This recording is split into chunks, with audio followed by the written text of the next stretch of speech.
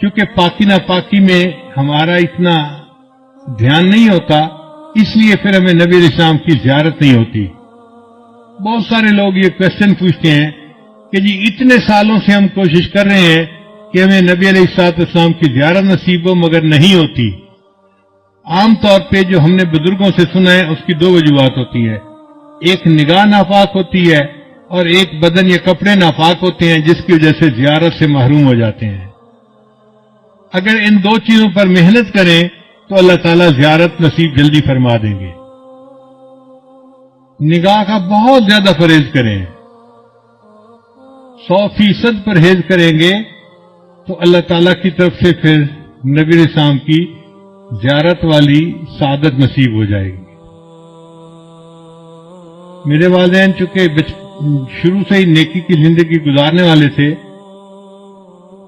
تو میں نے تذکرۃ الاولیاء کتاب 5ویں کلاس میں پڑھی تھی۔ 5ویں کلاس کے بچے کو تو ابھی کنسیپٹ بھی نہیں ہوتا، مگر مجھے والد صاحب نے وہ کتاب لا کر دی کہیں سے، تو میں نے اس میں اللہ والوں کے واقعات پڑھے تو دل میں بڑا شوق ہوا کہ مجھے بھی اس لائن پہ چلنا ہے اور اللہ والوں کی لائن پہ آگے بڑھنا ہے۔ پھر اس میں ایک کتاب میں نے پڑھا کہ نگاہ کا بہت پرہیز کرنا چاہیے۔ تو چھوٹی عمر میں، ابھی میں بالغ نہیں ہوا تھا، اس عمر سے ہی نگاہ کا پرہیز شروع کر دیا۔ بہت بچتا تھا، بہت نگاہ کو بچاتا تھا، اور مجھے اس زمانے میں اپنی والدہ سے ڈانٹ بھی بہت پڑتی تھی۔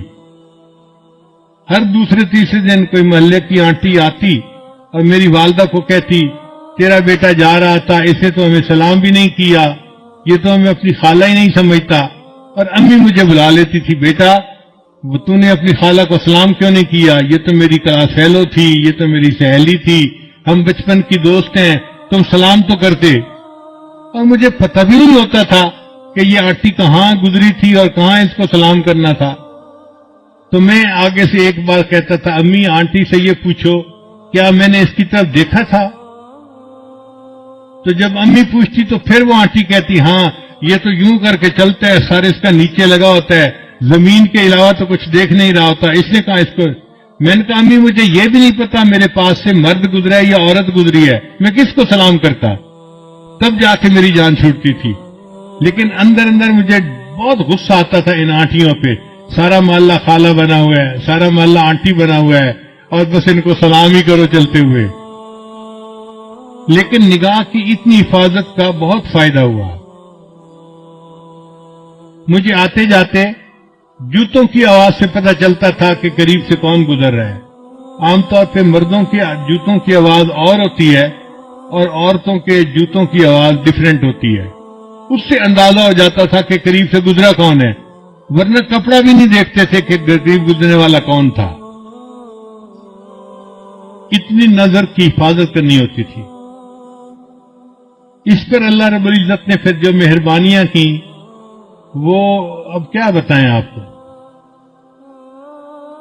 ہمارے ایک ساتھی ہیں لاہور کے، ایک دن مجھے کہنے لگے کہ میں آپ کو ایک بات بتاؤں، مجھے حضرت نے بتائی۔ میں نے کہا بتائیں۔ کہنے لگے کہ حضرت نے مجھے بتایا کہ دیکھو اس وقت آپ کسی مسجد میں کھڑے تھے، آپ کی طرف اشارہ کر کے حضرت نے کہا کہ اس بچے کو اس وقت 100 سے زیادہ مرتبہ نبی علیہ السلام کی زیارت ہو چکی ہے۔ میں سن کے حیران ہو گیا، اور حیرت مجھے اس کی تھی کہ پتہ اس کو کیسے چلا۔ اس نے کہا جی کہ مجھے حضرت نے یہ بات بتائی تھی،